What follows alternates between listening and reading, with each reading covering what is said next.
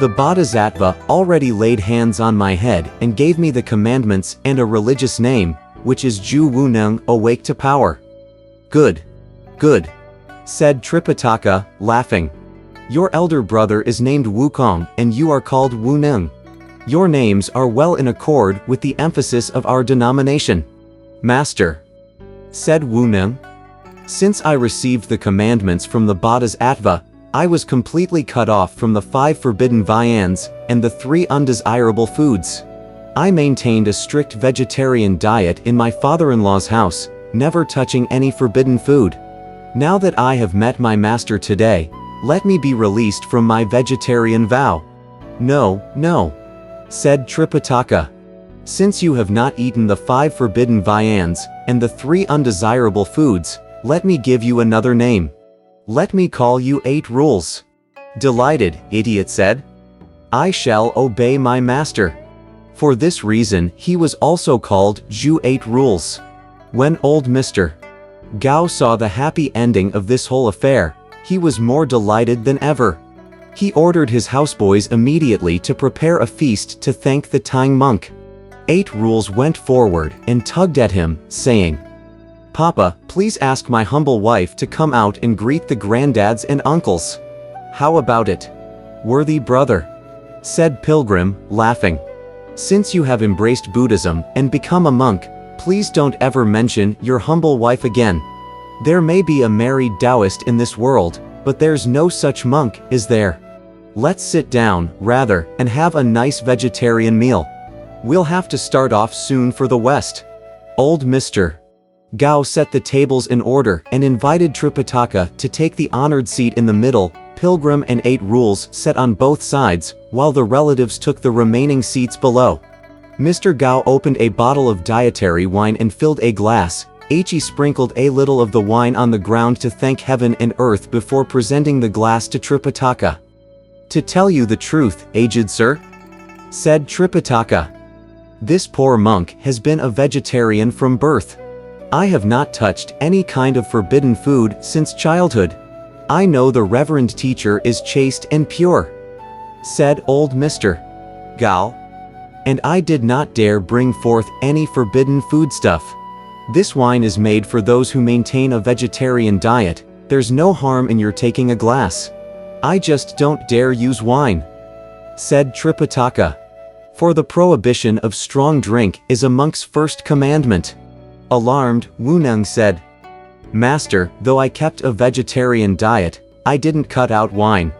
Though my capacity is not great, said Wukong, and I'm not able to handle more than a crock or so, I haven't discontinued the use of wine either.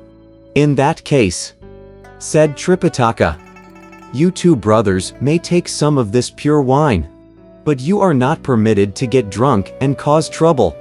So the 2 of them took the first round before taking their seats again to enjoy the feast.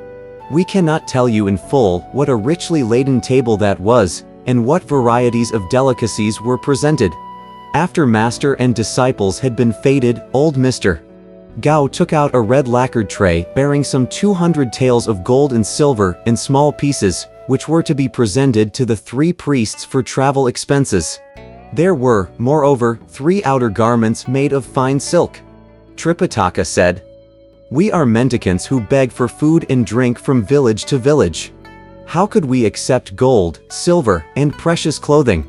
Coming forward and stretching out his hand, Pilgrim took a handful of the money, saying, Gaocai, yesterday you took the trouble to bring my master here, with the result that we made a disciple today.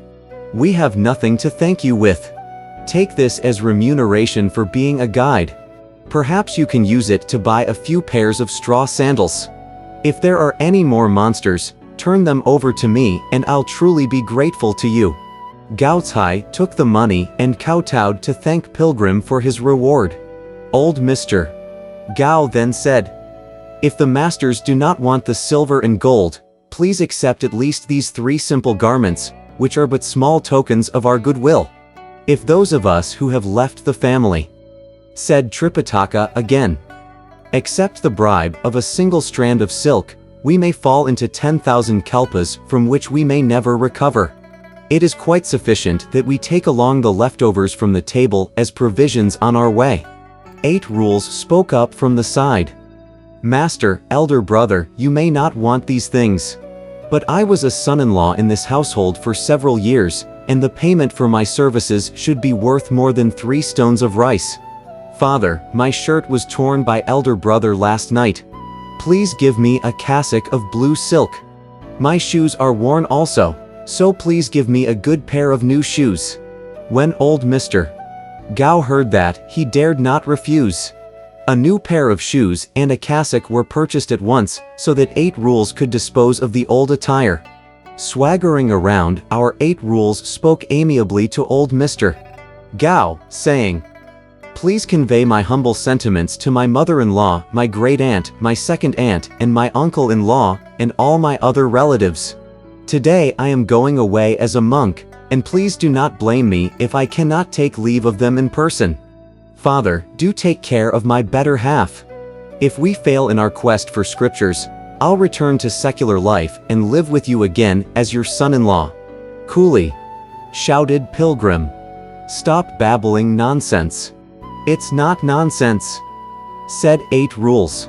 "Sometimes I fear that things may go wrong, and then I could end up unable either to be a monk or to take a wife, losing out on both counts." "Less of this idle conversation," said Tripitaka. "We must hurry up and leave." They packed their luggage, and 8 Rules was told to carry the load with a pole. Tripitaka rode on the white horse, while Pilgrim led the way with the iron rod across his shoulders. The 3 of them took leave of old Mr. Gao and his relatives and headed toward the west.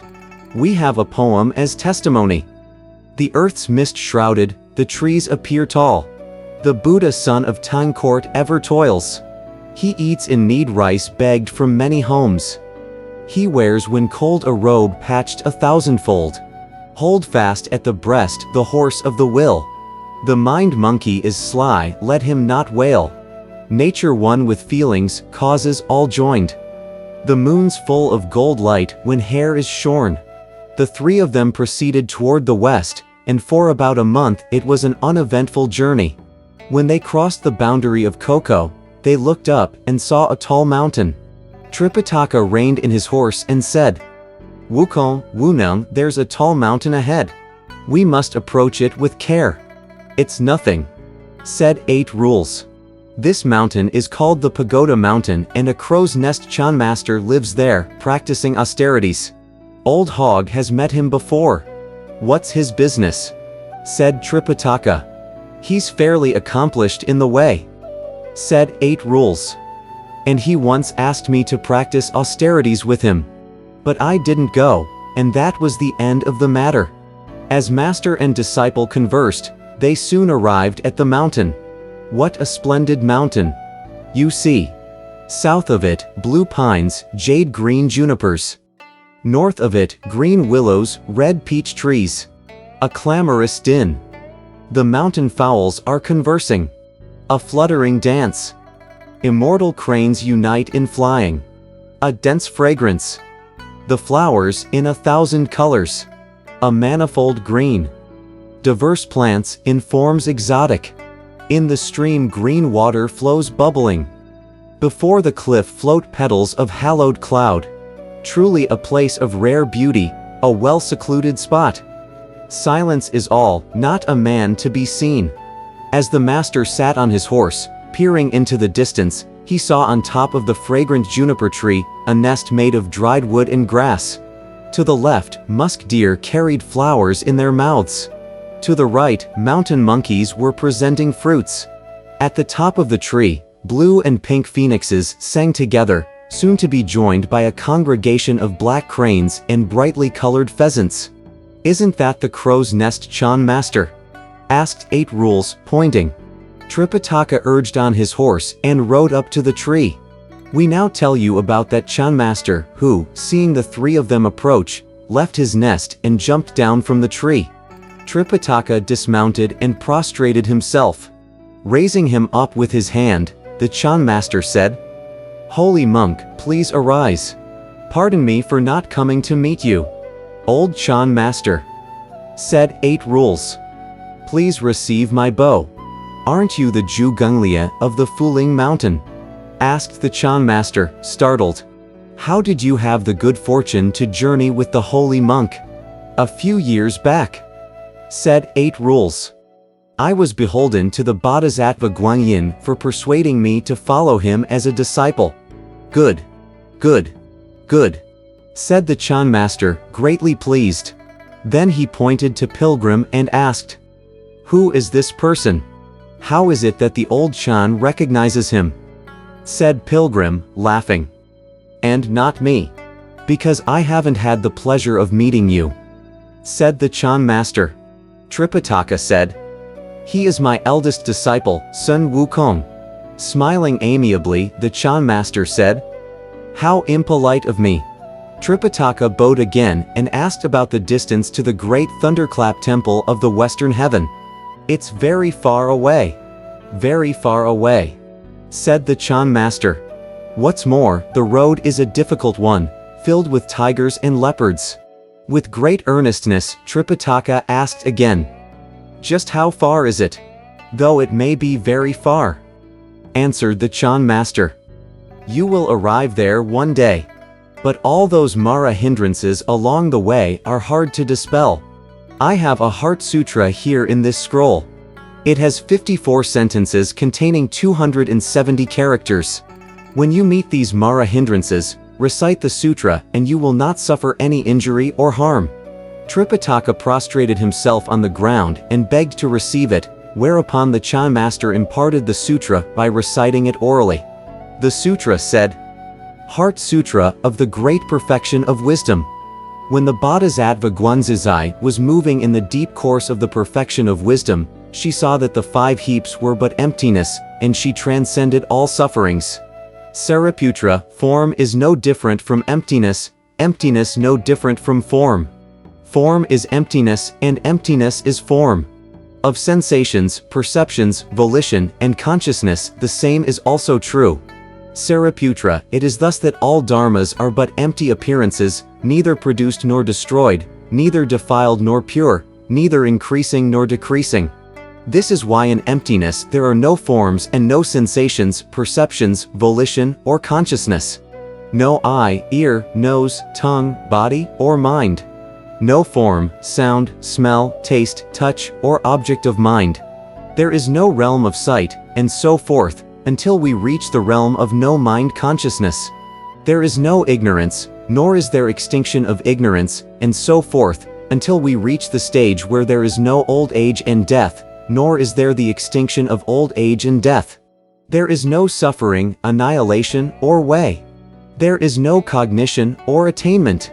Because there is nothing to be attained, the mind of the Bodhisattva, by virtue of reliance upon the perfection of wisdom, has no hindrances, and therefore, no terror or fear. He is far removed from error and delusion, and finally reaches nirvana.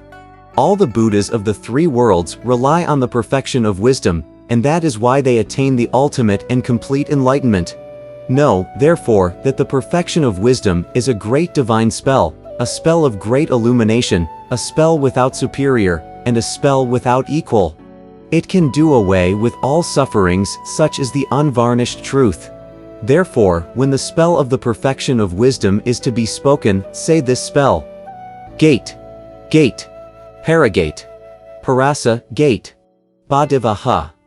Now because that master of the law from the Tang court was spiritually prepared, he could remember the Heart Sutra after hearing it only once. Through him, it has come down to us this day. It is the comprehensive classic for the cultivation of perfection, the very gateway to becoming a Buddha. After the transmission of the sutra, the Chan master trod on the cloudy luminosity, and was about to return to his crow's nest. Tripitaka, however, held him back and earnestly questioned him again about the condition of the road to the west. The Chan master laughed and said, "The way is not too hard to walk. Try listening to what I say. 1,000 hills in waters deep. Places full of goblins and snags. When you reach those sky-touching cliffs, fear not and put your mind at rest. Crossing the rub-ear precipice, You must walk with steps placed sideways. Take care in the black pine forest. Fox spirits will likely bar your way. Griffins will fill the capitals. Monsters all mountains populate. Old tigers sit as magistrates. Graying wolves act as registrars. Lions, elephants, all called kings. Leopards, tigers are coachmen all. A wild pig totes a hauling pole. You'll meet ahead a water sprite, an old stone ape of many years. Now nurses over there his spite. Just ask that acquaintance of yours. Well, he knows the way to the west. Hearing this, Pilgrim laughed with scorn and said, "Let's go. Don't ask him, ask me. That's enough." Tripitaka did not perceive what he meant. The Chan master, changing into a beam of golden light, went straight up to his crow's nest, while the priest bowed toward him to express his gratitude. Enraged, Pilgrim lifted his iron rod and thrust it upward violently, but garlands of blooming lotus flowers were seen together with a 1,000-layered shield of auspicious clouds. Though Pilgrim might have the strength to overturn rivers and seas, he could not catch hold of even one strand of the crow's nest. When Tripitaka saw this, he pulled Pilgrim back, saying, "Wukong, why are you jabbing at the nest of a bodhisattva like him? For leaving like that after abusing both my brother and me?" Said Pilgrim. "He was speaking of the way to the western heaven." Said Tripitaka. "Since when did he abuse you? Didn't you get it?" Asked Pilgrim. He said, "A wild pig totes a hauling pole, and insulted 8 rules. An old stone ape of many years ridiculed old monkey. How else would you explain that, elder brother?" Said 8 rules. "Don't be angry. This Chan master does know the events of past and future. Let's see if his statement, 'You'll meet ahead a water sprite,' will be fulfilled or not. Let's spare him and leave." Pilgrim saw the lotus flowers and auspicious fog near the nest, and he had little alternative than to ask his master to mount so that they could descend from the mountain and proceed toward the west. Lo, their journey thus shows that in man's world pure leisure is rare.